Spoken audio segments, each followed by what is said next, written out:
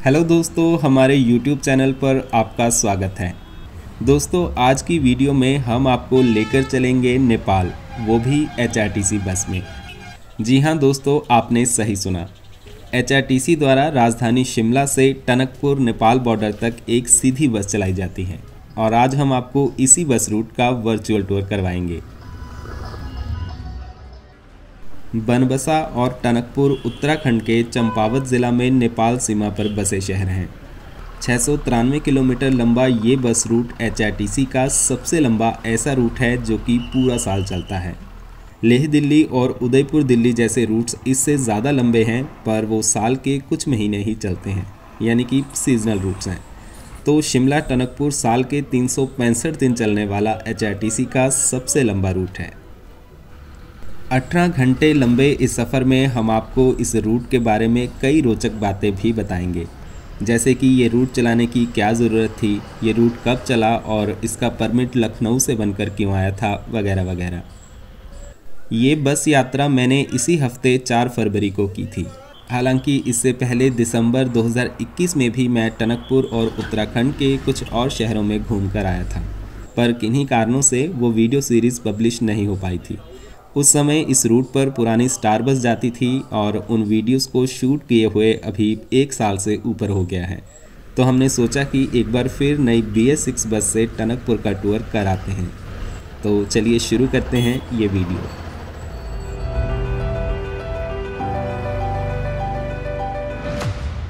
आज 4 फरवरी है और मैं शिमला ISPT में हूँ। शिमला से टनकपुर जाने वाली बस का समय यहाँ से शाम 5:36 का है और मैं करीब 4:30 बजे यहाँ पहुँच गया हूँ।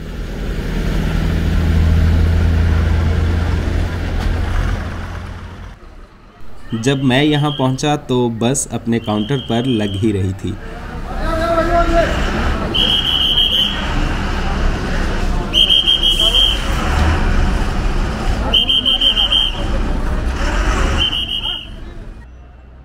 ये बस अक्सर 1 से 1.5 घंटा पहले अपने काउंटर पर लग जाती है, क्योंकि रूट लंबा है तो सवारियां बनते बनते टाइम लग जाता है। ये हमारी बस के आज के स्टाफ हैं।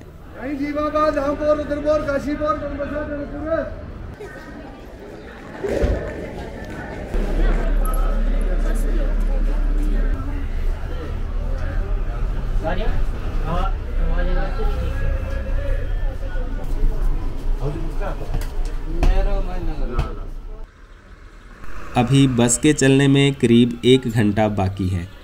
मैंने अपना सामान बस में रख दिया है और तब तक इधर उधर घूमकर टाइम पास करते हैं। ये चामुंडा रोहड़ू बस भी यहाँ पर पहुँच गई है। साथ में यहाँ पर ये सराहन हरिद्वार बस भी खड़ी है और इस बस को काफ़ी डेकोरेट कर रखा है।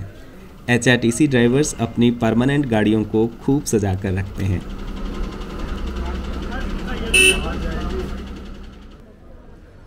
रामपुर जम्मू हिमधारा भी यहाँ पर आ गई है।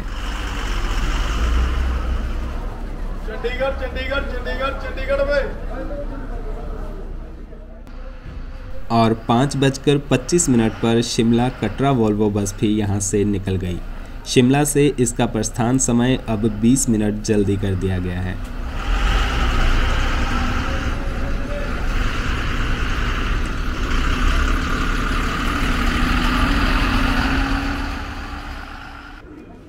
और हमारी बस के परिचालक लगातार आवाज़ें लगाकर सवारियों को बुला रहे हैं।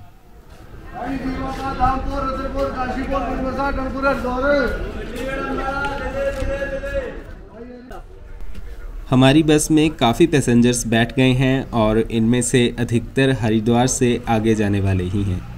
इतना पहले बस को काउंटर पर इसीलिए लगा दिया जाता है ताकि हरिद्वार से आगे जाने वाले पैसेंजर्स इस सीधी बस में जाएं, वरना हरिद्वार की यहाँ से और भी कई बसेस हैं।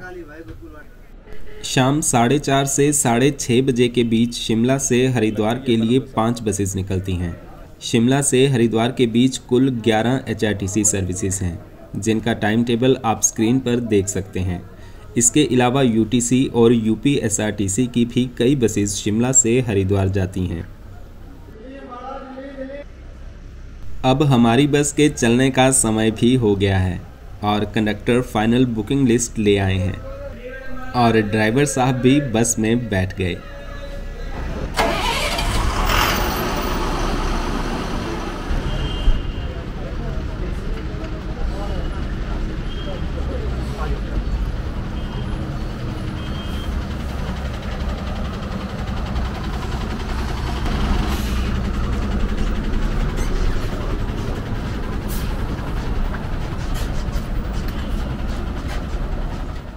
अपने निर्धारित समय पर बस फिर शिमला से निकल पड़ी टनकपुर के सफर पर।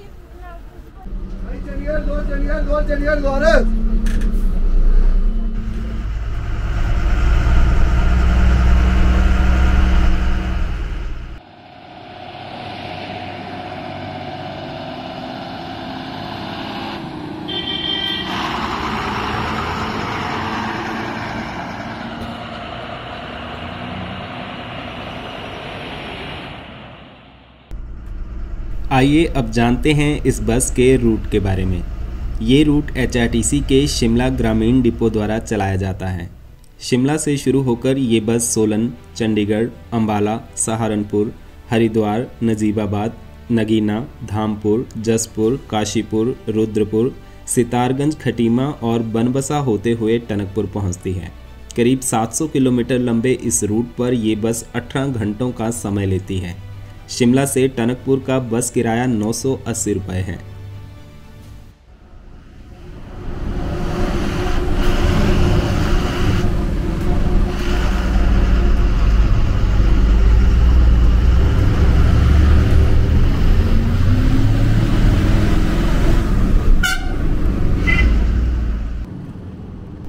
फिर यहाँ क्रॉसिंग से भी कुछ सवारियाँ हमारी बस में बैठी। शाम हो चुकी है और अभी ये सूर्यास्त से पहले की आखिरी किरणें हैं। सीटें हैं, सीटें।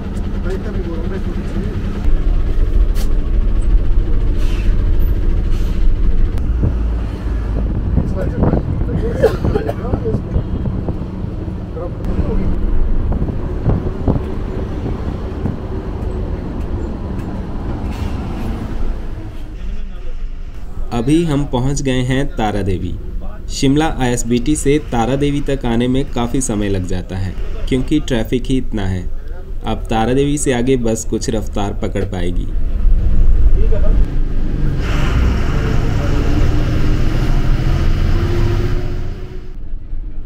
दोस्तों, आप जानते ही हैं कि नेपाल से भारत में काम करने के सिलसिले में बहुत से लोग आते जाते रहते हैं। हिमाचल प्रदेश में सेब की पैदावार बहुत होती है, तो नेपाल से बड़ी संख्या में लोग यहाँ सेब के बगीचों में काम करने आते हैं। उन्हीं की सुविधा के लिए HRTC द्वारा नेपाल बॉर्डर तक ये सीधी बस चलाई जाती है। इसके अलावा UTC यानी उत्तराखंड ट्रांसपोर्ट कॉरपोरेशन भी शिमला से टनकपुर और रुपेडिया नेपाल बॉर्डर तक सीधी बसेस चलाता है। कई बार सेब सीज़न में तो स्पेशल बसेस लगाकर भी लोगों को बनबसा से लाया व ले जाया जाता है।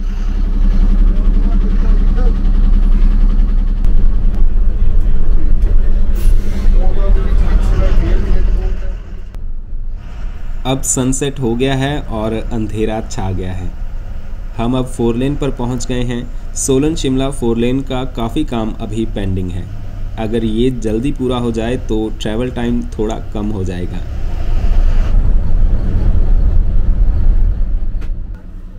फिर वाकना घाट से भी धामपुर की सवारियां बैठीं। एक्चुअली नेपाल जाने वाले लोग अपने साथ काफ़ी सामान लेकर भी ट्रैवल करते हैं, लेकिन इन नई BS6 बसेस की छत पर लगेज कैरियर नहीं है, तो सामान रखने में परेशानी आती है। यहाँ भी इन सबका सामान एडजस्ट करने में काफ़ी समय लग गया।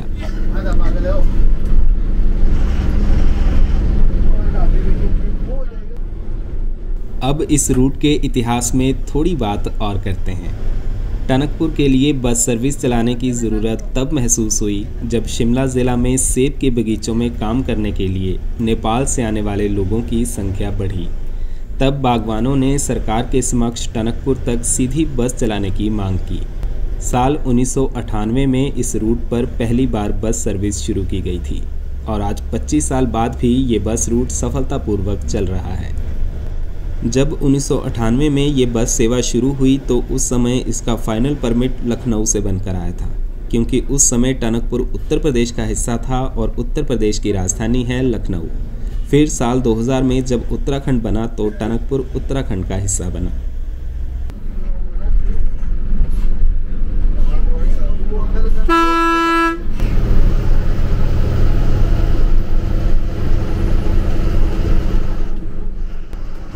फिर 7:10 पर हम पहुंच गए सोलन।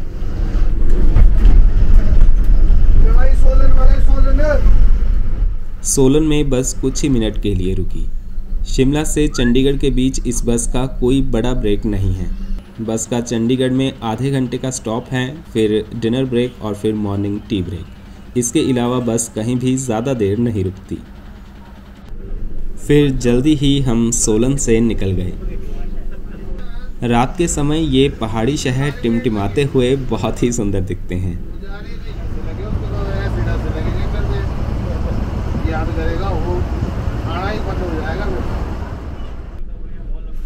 हमारी बस फिर बड़ोग बाईपास से होकर गई और फिर हम जल्दी ही कुमारहट्टी पहुंच गए। यहाँ से बस फ्लाईओवर के नीचे से होकर गई।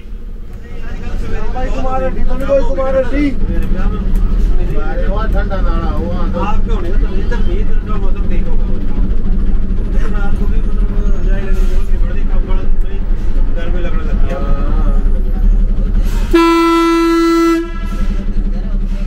पापा के पास बड़ी सी ब्रेक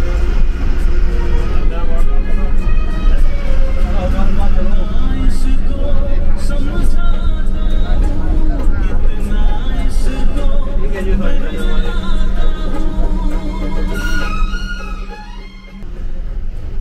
सोलन के बाद चंडीगढ़ तक का सफ़र अब काफ़ी अच्छा हो गया है। ऊंचे पहाड़ों के बीच चौड़े 4 लेन पर सफ़र का मज़ा ही आ जाता है। हालांकि कई मोड़ काफ़ी तीखे हैं तो ज़्यादा स्पीड खतरनाक साबित हो सकती है। हमारे आगे ये रिकांगपिओ डिपो की रिब्बा चंडीगढ़ बस चल रही है।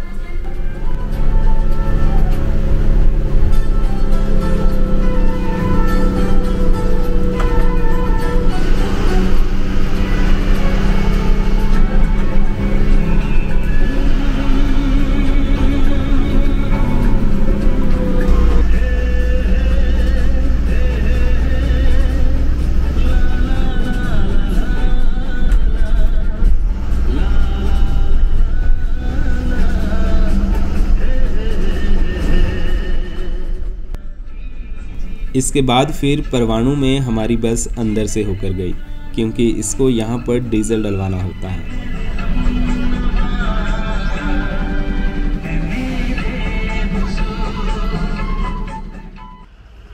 यहाँ पर HRTC की और भी कई बसेस डीजल डलवा रही हैं और HRTC ड्राइवर्स यूँ रास्ते चलते ही अपने मित्रों से हालचाल पूछ लेते हैं। ये रिब्बा चंडीगढ़ बस यहाँ से डीजल डलवाकर निकल गई तो अभी हमारी बस की बारी है। यहाँ परवाणू से बस डीजल टैंक फुल करवाकर निकलेगी, लेकिन इसे टनकपुर में और डीजल डलवाना पड़ेगा, तभी ये वापस परवाणू पहुँच पाएगी। हर जगह जाते हैं जहाँ HRTC बस जाती है। आपने कहाँ जाना है? बस आगे नहीं चलोगे? हरिद्वार से आगे जाना है धामपुर। धामपुर, तो धामपुर तक तो यही जाएगी? हाँ जी, इसी में जाऊंगा। ठीक है ठीक है। यहाँ ये दाल बेच रहे हैं और बस में ऑलमोस्ट सब ने इनसे दाल ले ली।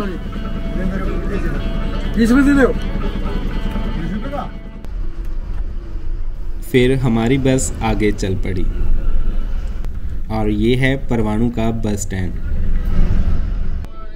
और यहाँ हमारी बस हिमाचल प्रदेश से निकलकर हरियाणा में पहुँच गई। सामने ये कालका का प्रसिद्ध काली माता मंदिर है।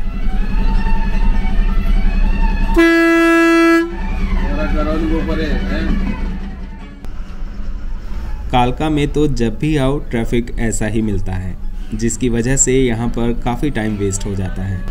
परवाणू में HRTC डीजल पंप कहीं और शिफ्ट किया जाए तो बसेस बाईपास से जा सकती हैं। वरना परवाणु से होकर आने का मतलब है आधा घंटा खराब।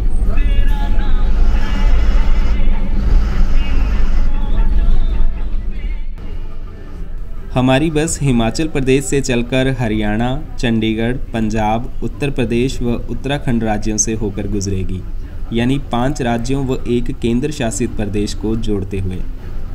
थोड़ा और डिटेल में जानें तो हिमाचल प्रदेश के 2 ज़िले शिमला व सोलन, हरियाणा के 3 ज़िले पंचकुला, अंबाला व यमुनानगर, पंजाब का 1 ज़िला SAS नगर, उत्तर प्रदेश के 3 ज़िले सहारनपुर, बिजनौर व बरेली और उत्तराखंड के 3 ज़िले हरिद्वार, उधम सिंह नगर व चंपावत। यानी कि ये बस 5 राज्यों के 12 ज़िलों और एक केंद्र शासित प्रदेश चंडीगढ़ का सीधा संपर्क है।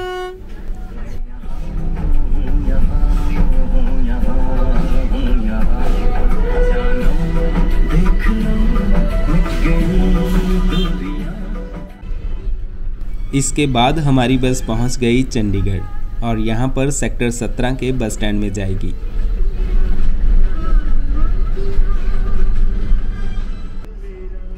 फिर जल्दी ही हम सेक्टर 17 ISBT पहुंच गए।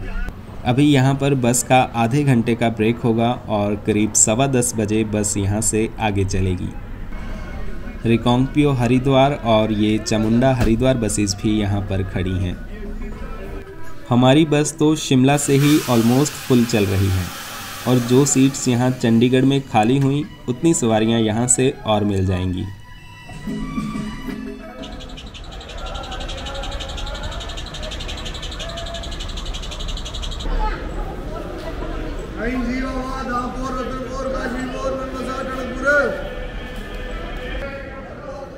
चंडीगढ़ से हमारी बस को काफ़ी सवारियाँ मिल गईं और हमारी बस में सब पैसेंजर्स हरिद्वार से आगे जाने वाले ही हैं।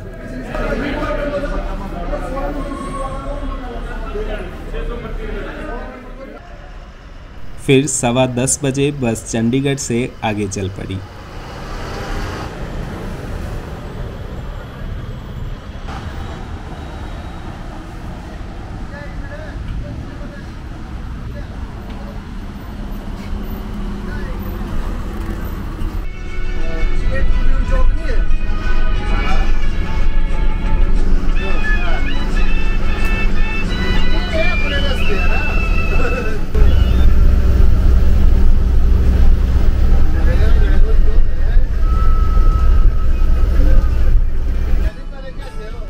आगे ये चामुंडा हरिद्वार बस चल रही है जो कि हमसे 15 मिनट पहले चंडीगढ़ से निकली थी।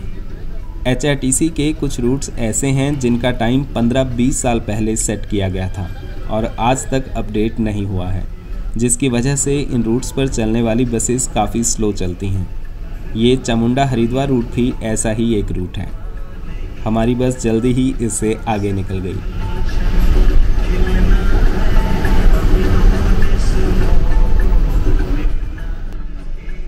कुछ साल पहले HRTC ने मनाली से टनकपुर के लिए भी एक सर्विस चलाई थी जो कि HRTC और UTC का जॉइंट रूट था, यानी कि एक दिन HRTC बस और एक दिन UTC बस चलती थी। मगर 1-1.5 साल चलने के बाद फिर वो रूट बंद कर दिया गया। मनाली से टनकपुर का वो रूट 915 किलोमीटर लंबा था। 11 बजे हम पहुंच गए अंबाला, हरियाणा। अंबाला से अक्सर हरिद्वार साइड की सवारियां मिल जाती हैं, पर हमारी बस तो पूरी फुल है, इसलिए ये अंबाला में नहीं रुकेगी। वो आगे उत्तराखंड की बस जा रही है और वो तो मानो हवा से बातें कर रही है।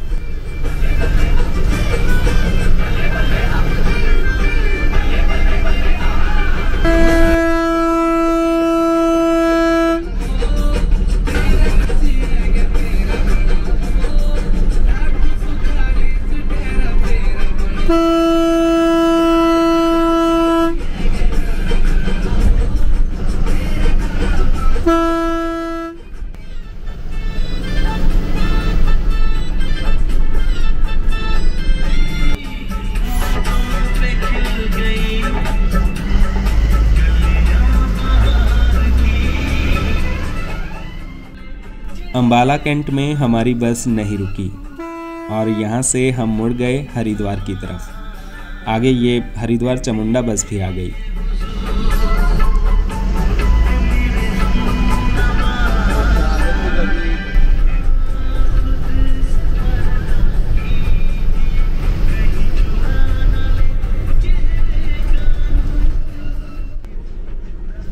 NH444A का ये अम्बाला कैंट से साहा तक का स्ट्रेच काफ़ी तंग है और सड़क की हालत भी ख़राब है। लेकिन जल्दी ही हम साहा पहुंच गए और यहाँ शुरू होता है NH344 जो कि 4 लेन है। तो अब बस ने थोड़ी रफ्तार पकड़ ली।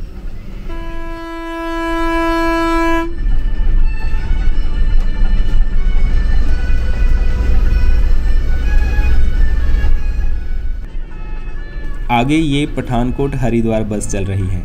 इसका टाइम चंडीगढ़ से 9 बजे का है, यानी हमारी बस से 1 घंटा पहले। लेकिन ये अभी तक यहीं पहुंच रही है। शायद कहीं टायर वगैरह पंचर हुआ होगा।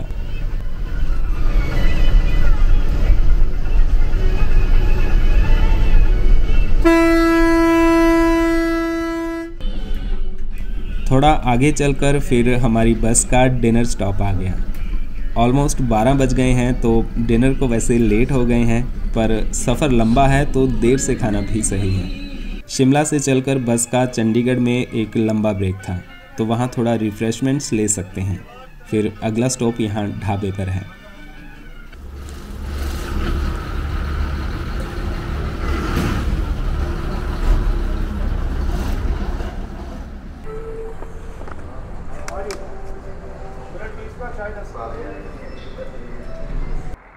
ये आ गई करसोग हरिद्वार बस। करसोग डिपो के मैक्सिमम रूट्स काफ़ी फास्ट हैं और ये बस भी शिमला से हमारे से 1 घंटे बाद चली थी, पर ऑलमोस्ट साथ साथ ही यहाँ पर पहुँच गई। यहाँ पर UTC और HRTC की और भी कई बसेस खड़ी हैं।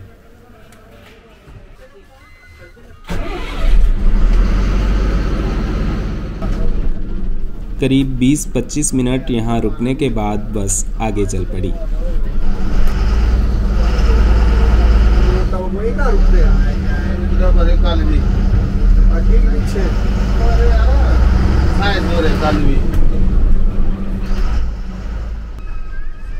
और आगे ये टेम्पो वाला डगमगाता हुआ चल रहा है। या तो इसको नींद आ रही है या फिर ये यूं ही मस्ती कर रहा है, पर हाईवेज पर ऐसी हरकत भारी पड़ जाती है।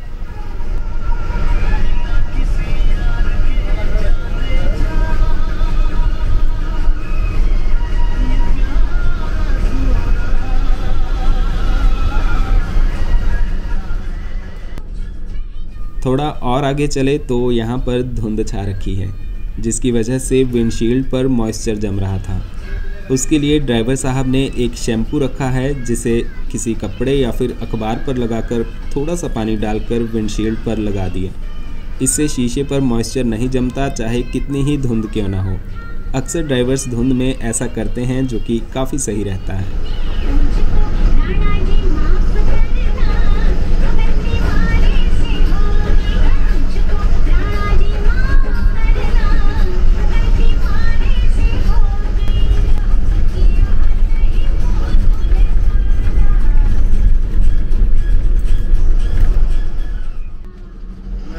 यहाँ ये हरियाणा पुलिस की बैरिकेडिंग है, क्योंकि अब इसके आगे उत्तर प्रदेश शुरू हो जाएगा।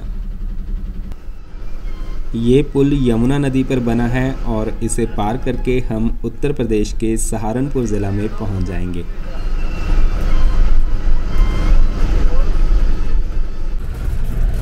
चलो सहारनपुर वाले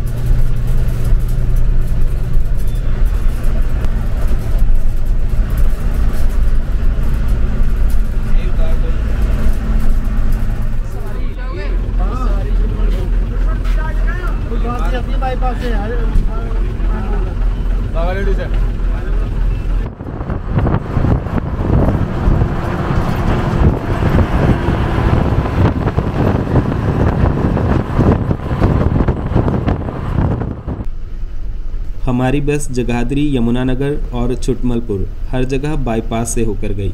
आज हमारी बस में हरिद्वार से पहले उतरने वाली कोई सवारी नहीं है, तो बस सीधे ही निकल आई।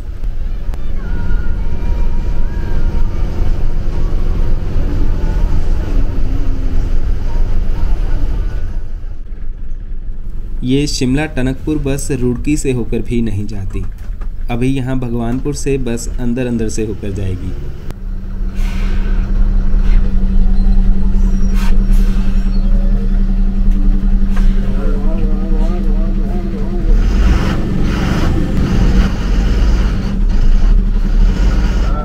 इस तंग से मोड़ को मुड़ने में थोड़ा संघर्ष करना पड़ा और आगे से वो गाड़ी वाला भी हाई बीम जलाकर खड़ा है।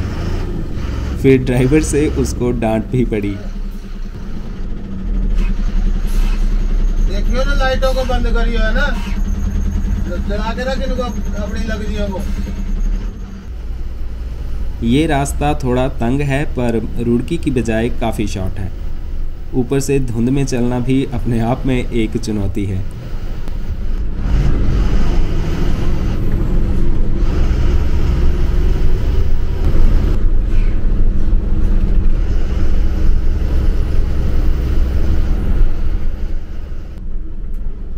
जल्दी ही हम फिर से हाईवे पर आ गए। अब हरिद्वार आने ही वाला है।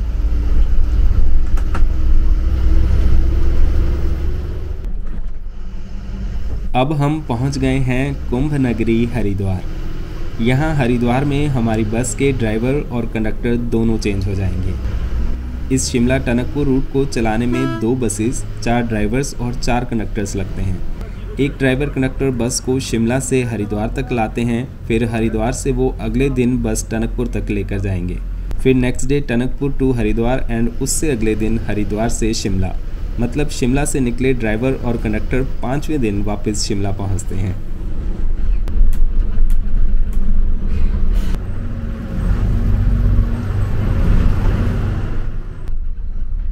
और यहाँ पर दूसरे चालक परिचालक पहले से ही इंतज़ार कर रहे हैं।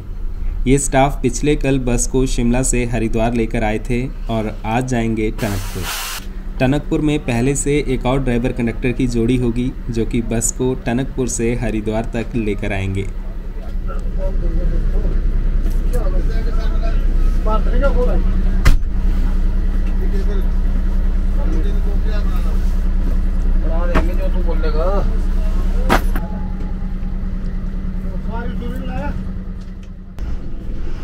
तो अब नए स्टाफ बस को यहाँ हरिद्वार से टनकपुर की ओर ले चले।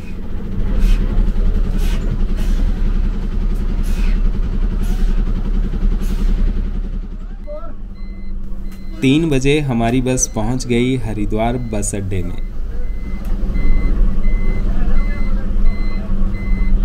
चलो चलो भाई हरिद्वार वाले। हमारी बस का यहाँ हरिद्वार में भी लंबा स्टॉप नहीं है। शिमला से बस फुल ही चल रही है, पर यहाँ हरिद्वार से भी आगे की कई सवारियाँ बस में बैठी।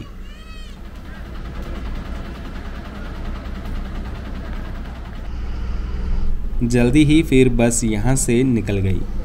आगे ये है टनकपुर देहरादून जनरथ बस सेवा। इस बस का व्लॉग भी हम जल्दी ही आपके लिए लेकर आएंगे।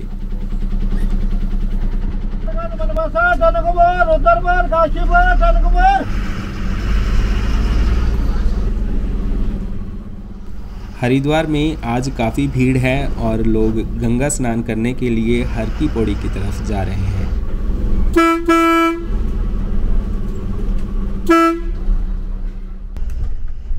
और ये नए कंडक्टर सबकी टिकट्स चेक कर रहे हैं। ये गंगा नदी पार करके अब हम NH 34 पर नजीबाबाद की ओर जा रहे हैं।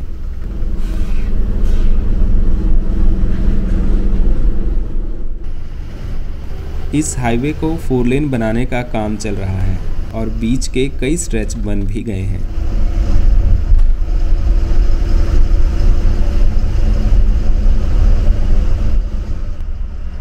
और इस तरफ तो काफ़ी धुंध छा रखी है।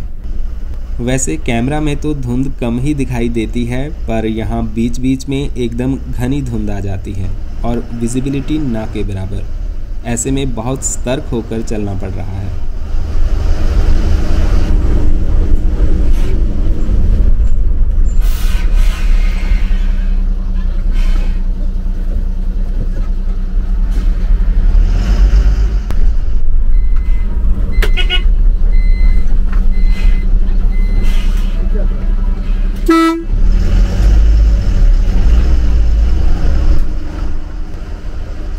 सुबह के 4:30 हो गए हैं और अब हम पहुंचने वाले हैं नजीबाबाद।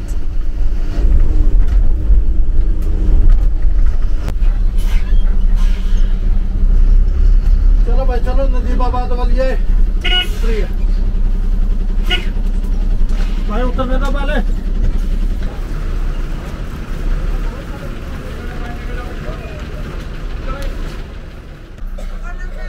और नजीबाबाद से तो हमारी बस एकदम स्टैंडिंग हो गई।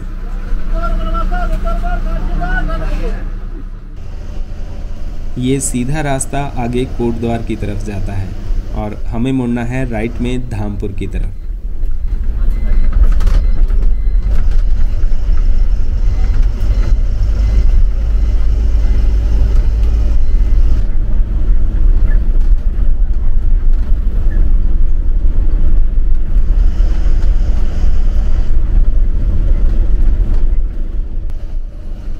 सवा 5 बजे हमारी बस पहुंच गई कोतवाली। पैसेंजर्स को ड्रॉप करने बस हाईवे छोड़कर अंदर आती है।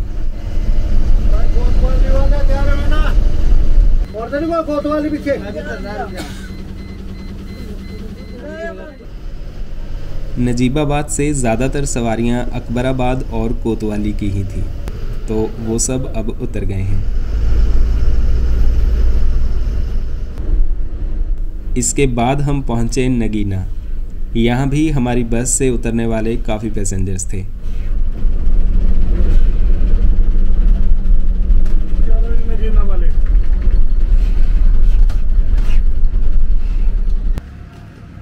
नगीना में यहाँ रेल फाटक बंद हो गया और हमें यहाँ पर 4-5 मिनट वेट करना पड़ा।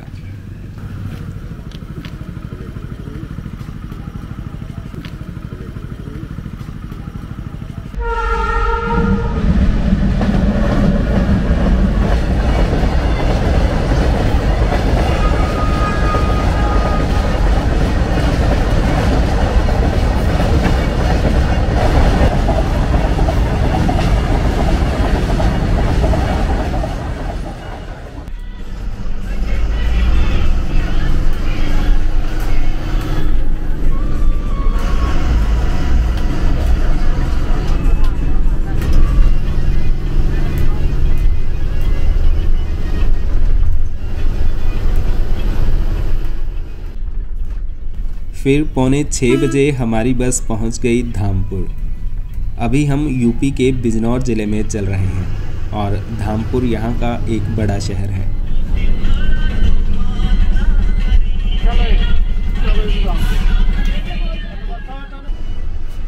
धामपुर से आगे तो फिर इतनी धुंध छाई थी कि सवारियों को अपने स्टेशन का ही पता नहीं चल रहा था।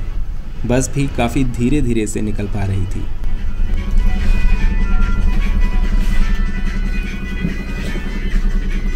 Bye bye.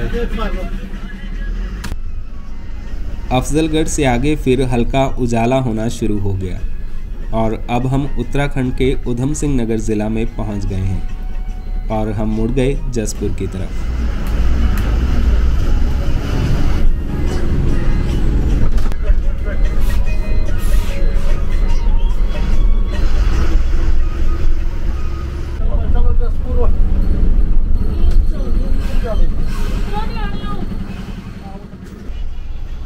इस हाईवे पर ऐसे बहुत से कस्बे और शहर हैं और हिमाचल प्रदेश से यहाँ की सीधी सवारियाँ आती जाती हैं, तो बस हाईवे छोड़कर शहर के अंदर से होकर जाती है।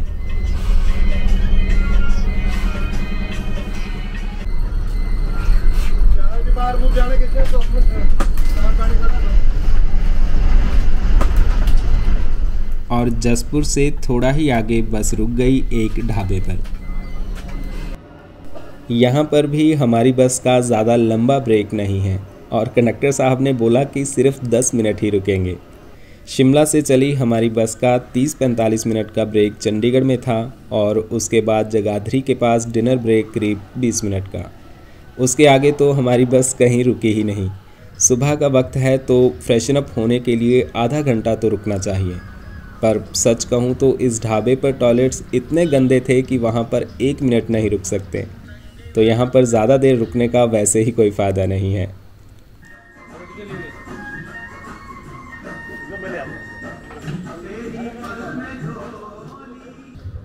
और यहाँ पर मौसम तो एकदम ठंडा है और हर तरफ घनी धुंध छाई है।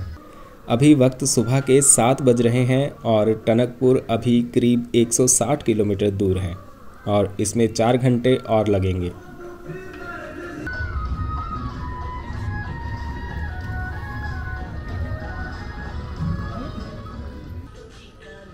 फिर 10-15 मिनट यहाँ रुकने के बाद बस आगे चल पड़ी।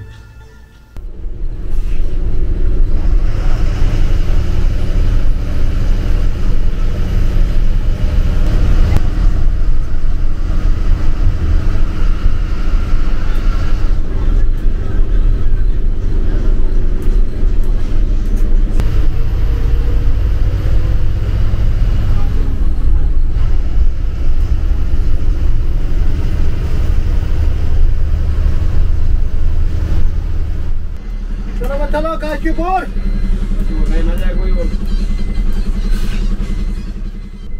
7:40 पर हमारी बस पहुंच गई काशीपुर। काशीपुर भी ऊधम सिंह नगर ज़िला का एक बड़ा शहर है और कई सवारियां शिमला से ही काशीपुर की आई हैं। यहां से हिमाचल जाने के लिए काफ़ी पैसेंजर्स होते हैं और उनमें ये HRTC बस यहां काफ़ी पॉपुलर है।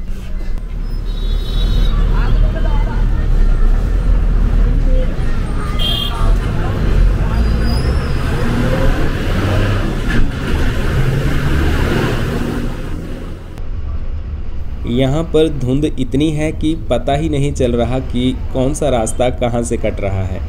हालांकि हमारे चालक को यहाँ हर एक रास्ता रटा हुआ है और रात और धुंध में भी उन्होंने हर कस्बे के लिए सहज ही बस मोड़ दी, पर यहाँ पर थोड़ा कन्फ्यूज़न हो गया।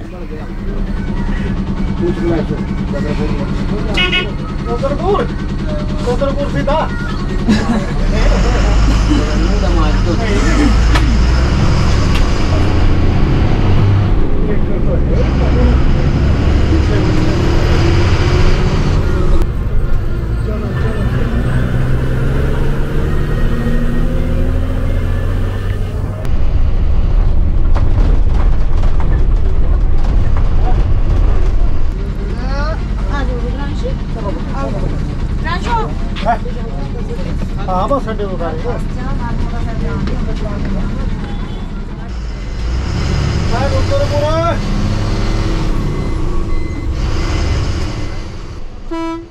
नौ बजे फिर हम पहुंच गए रुद्रपुर। रुद्रपुर ऊधम सिंह नगर ज़िला का मुख्यालय है और एक बड़ा शहर भी। साथ के साथ यहाँ पर काफ़ी इंडस्ट्रीज़ भी हैं और रुद्रपुर उत्तराखंड का सबसे बड़ा इंडस्ट्रियल हब है।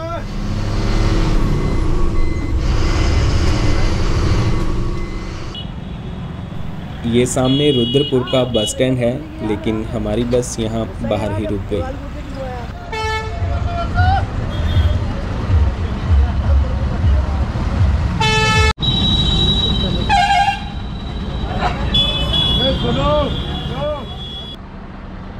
फिर रुद्रपुर के बाद तो मुझे नींद ही आ गई और जब मैं जगा तो बस किच्छा बस स्टैंड में खड़ी थी। अब हमारी बस से काफ़ी पैसेंजर्स उतर गए हैं और कुछ सीट्स खाली भी हो गई हैं, तो यहाँ से कई सवारियाँ मिल गई।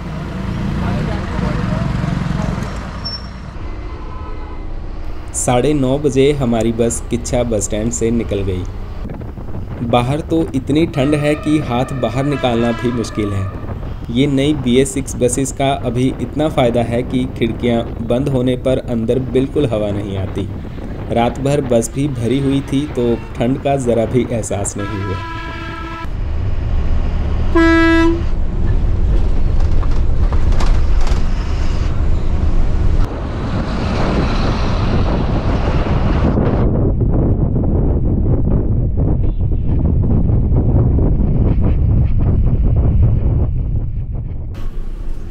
फिर सुबह 10 बजे हम पहुंच गए सितारगंज। किच्छा और सितारगंज के बीच कुछ हिस्सा उत्तर प्रदेश के बरेली ज़िला से होकर भी गुजरता है और अभी हम दोबारा उत्तराखंड में सितारगंज पहुंच गए हैं।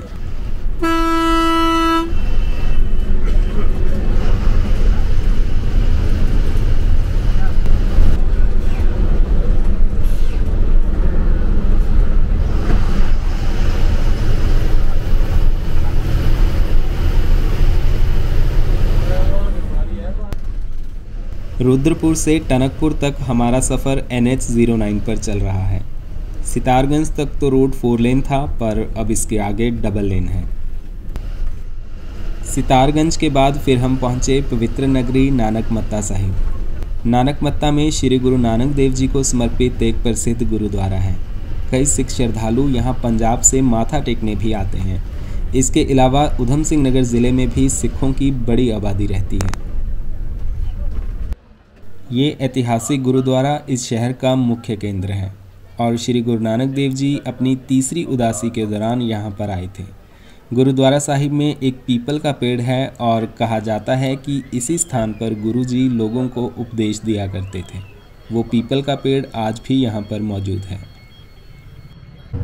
यहाँ पास में ही एक बड़ी झील है जिसका नाम नानक सागर है। यहाँ नंदौर नदी पर एक बांध बनाया गया है जिसकी वजह से यहाँ पर एक झील बन गई है। ये बांध उस वक्त बनाया गया था जब उत्तराखंड उत्तर प्रदेश का हिस्सा होता था और आज भी इस बांध पर उत्तर प्रदेश सरकार का अधिकार है।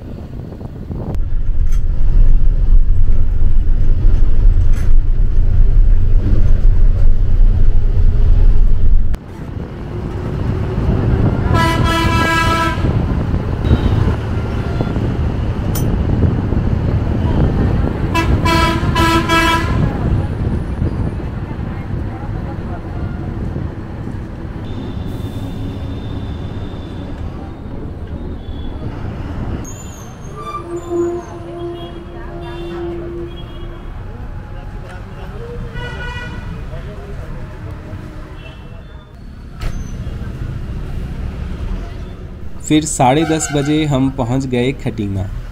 खटीमा उधम सिंह नगर ज़िला का आखिरी शहर है और अब हम इसके बाद चंपावत ज़िले में पहुंच जाएंगे।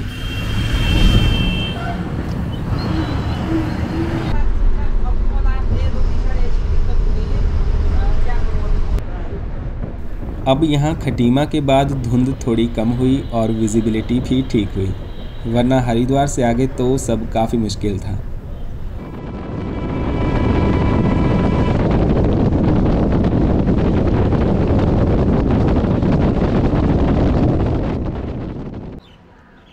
ये है उधम सिंह नगर और चंपावत ज़िला की सीमा और यहाँ पर उत्तराखंड पुलिस का परमानेंट बैरियर है। पिछले साल जब हम यहाँ पर आए थे तो बस को चेकिंग के लिए रोक लिया था। नेपाल बॉर्डर होने की वजह से यहाँ पर अक्सर चेकिंग होती रहती है। अब हम आ गए हैं चंपावत ज़िला में। यहाँ टनकपुर से आगे माँ पूर्णागिरी का एक प्रसिद्ध मंदिर भी है और दूर दूर से श्रद्धालु पूर्णागिरी मंदिर में आते हैं। नेपाल से भी कई लोग इस मंदिर में माथा टेकने आते हैं। और 11 बजे हम पहुंच गए बनबसा। बनबसा उत्तराखंड के चंपावत ज़िला में आता है और यहीं से नेपाल जाने का मुख्य रास्ता है और यहाँ पर हमारी बस लगभग खाली हो गई। टनकपुर अभी आगे 9 किलोमीटर दूर है। चलो चलो बनबसा। बैठे रहो तुम आगे चल जाएंगे। चलो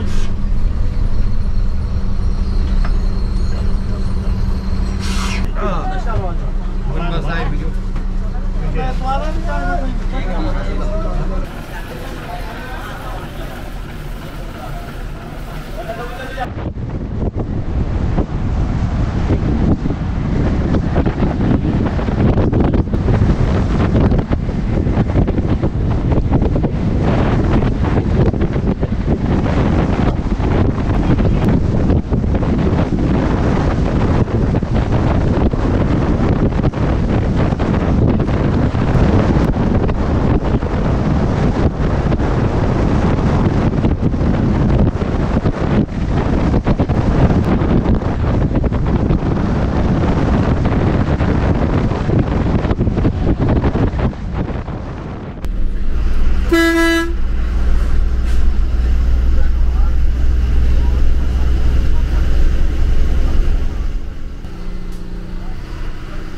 तो फाइनली 11:15 बजे हमारी बस पहुंच गई टनकपुर। शिमला से शाम 5:36 पर चली हमारी बस सुबह 11:15 बजे टनकपुर पहुंची।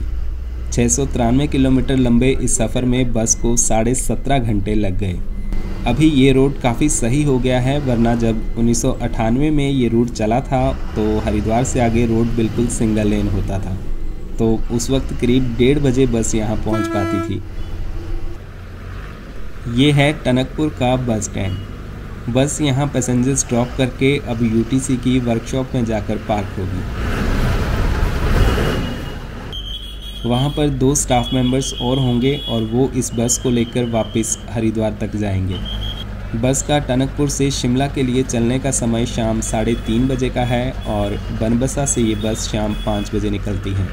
फिर हरिद्वार व अम्बाला होते हुए बस सुबह 5:30 बजे चंडीगढ़ और 9:30 बजे तक शिमला पहुंचेगी। दोस्तों, इस वीडियो को हम यहीं पर ख़त्म करते हैं। इससे आगे नेपाल में ब्रह्मदेव और महेंद्र नगर का टूर आपको दूसरी वीडियो में देंगे। हमारा ये शिमला से टनकपुर नेपाल बॉर्डर तक का सफ़र आपको कैसा लगा, हमें कमेंट्स में ज़रूर बताएं। अगर वीडियो पसंद आई हो तो लाइक और शेयर भी ज़रूर करें। जल्दी मिलते हैं एक नई वीडियो में। धन्यवाद।